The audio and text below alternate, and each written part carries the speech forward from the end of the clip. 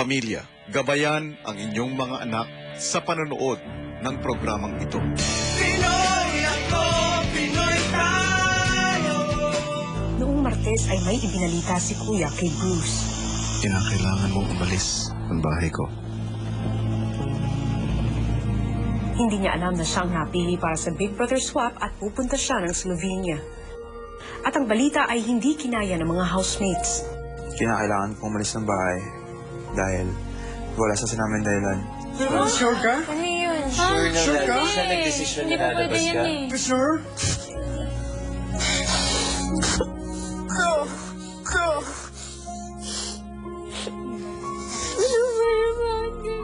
At kagabi ay tuluyan ng lumabas ng bahay si Bruce.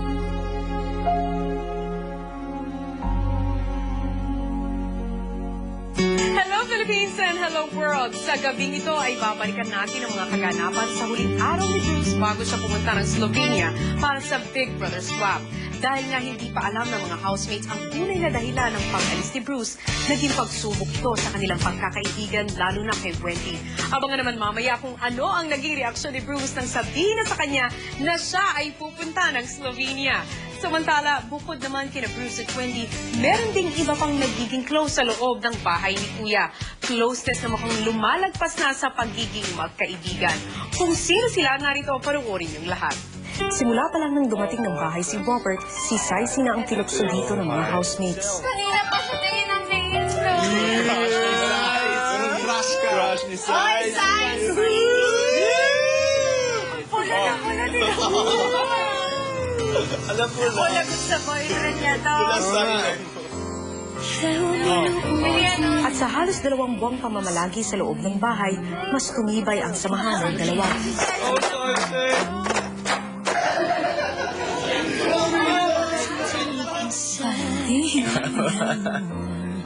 Attraction. Eh talaga? Oo. Ala. Protest! Protest sa ketchup. Hindi ako sanay sa yan ito sa'yo. Wala lang yan.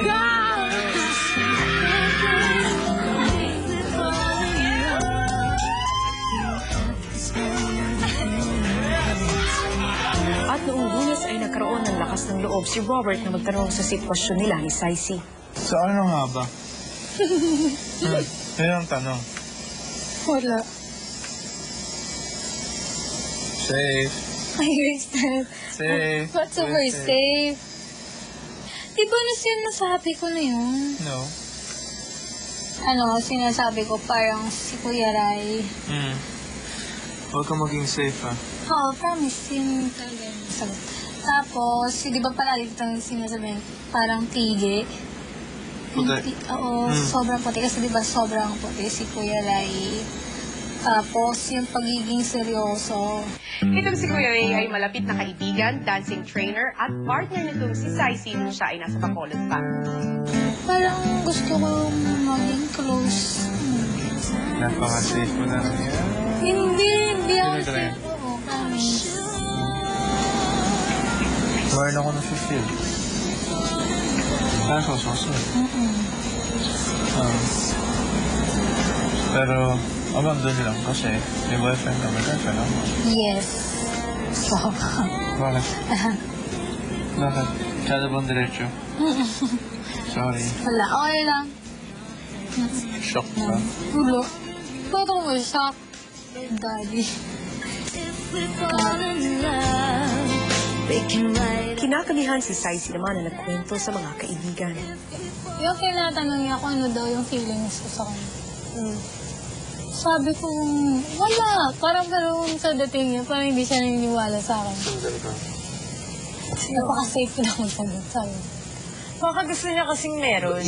And lahat ng tao dito ina-assume na meron. Tapos, ginalay ko sa kanya yung sagot. Ang tanong niya sa akin, sabi niya meron daw. Pero hindi pwede kasi may boyfriend pag may girlfriend. Pwede sana sinabi mo, yun naman pala yung sagot mo. Oo. Ba't nagtatanong ka pa sa akin? Oo, ano sabi niya? Wala, tapos tinanong niya, anong reaction mo na nalaman mo? Okay lang. okay lang, normal lang. Diba kayo Hindi kasi binigyan na ng baka maiilang daw ako, baka maiilang daw ako. Sabi ko, hindi. Sana kung naiilang ako, sana hindi na ako lumalapit sa'yo. At saka, mag-daddy-daddy pa ako. Kaya ano na ngayon si Daddy Robert. Maya-maya, sina Wendy at Robert naman na nagkakwentuhan. To be honest, kind of confused ako. Confused again. No, nagkakaroon ako ng mga feelings na hindi ko na-expect. Oh, wow! No, Ano namang feelings ito? no, because to be honest, it's like, you know, she's giving, let's say, special attention, special care kind of thing. And, you know, every time she does it, I feel, you know, I feel happy. Lumalim ang gabi at ito pa rin ang hot topic sa bahay. Feel ko, hindi niya matanggap. Feel ko. Kasi siguro, parang nung una, alam niya na may feelings ka, tapos biglang sinabi mong hindi. Parang ano siya yung, ay, gano'n. Parang Wala akong feelings. Kumbaga, ganun lang talaga siguro ako mag-ano sa kanya. kaso, na-misunderstood. ganun Kaso lang. lang na-ano niya, misunderstood. At sa bandang huli, muling nakapag-usap ang dalawa. Ay, hindi ka ba naniniwala sa sa sagot ko? Yung sagot mo, ano pa, isipin ko, di ba? Pabigat ba ako sa'yo? No. Oo, isipin. Sige, sabi natin for 3 years na, di ba, let's say, andun ako na daming problema na nangyayari and everything. Ako yung laging nagkasacrifice, ako yung bigay sa pamilya ko, sa daddy ko and everything. Yung parang walang bumabalik sa akin. So, pagbalik ko dito, yung na yun, kahit sabihin mo may girlfriend ako, yung girlfriend ko, hindi ko siya kasama, hindi ko nararamdaman yung aruga, yung kailangan niya, yung parang special attention and everything. And now, mag-2 months ako dito, and then yung pinapakita mo sa akin before you get close tayo or something and everything, pinapatawa mo ako. Ikaw yung one of the reasons kung bakit ako tumatawa, one of the reasons kung bakit ako ngumingiti, nakapag-joke and everything. You make me feel na, you know, Special. Special. Oo, yan na lang ang term ugo. so that's it. So, bottom line, yung sinabi ko sa yung sagot dun sa tanong kanina, yun yung sagot.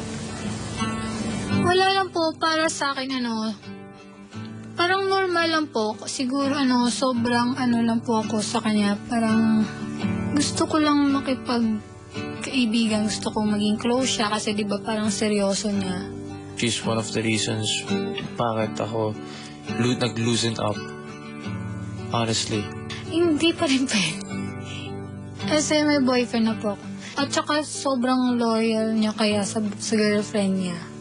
From, you know, the time na naging close kami, I changed slowly, but, you know, it's a good thing. Yung parang, yung change na nangyari sa akin is good. Bukod sa usaping puso na pinagdaraanan ni Robert ay may personal struggle din siya. Dahil sa nalalapit niyang birthday this coming Saturday, may isang hamon si Kuya para sa kanya. Anong petsa ngayon? 16. April. Yata. Paano mo alam? Kasi sa Sabado birthday ko. Yata. Advance, happy birthday. Thank you po. Tama-tama. May gusto akong irigala sa'yo. Pero kakailanganin ko ang partisipasyon mo. Sige po. Ano pong gagawin ko po? Gusto kong dumaan ka sa proseso kung saan you will finally overcome your weakness. Ito ko ba ito sa blood donation?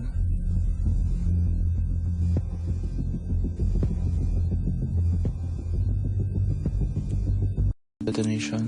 Tungkol sa pagtulong na maibibigay mong dugo at the same time, mahaharap mo ang takot mo. Hindi kita bibiglain. Proseso na dadaanan mo hanggang sa birthday mo. Tutulungan ka ni Doc Randy. Pati si Saisi, tutulungan ka. Sige ba? Unang tinuro kay Robert ay ang visualization o ang pagsasaisip ng mga gagawin sa kanya habang siya ay kinukunan ng dugo. Okay, close your eyes.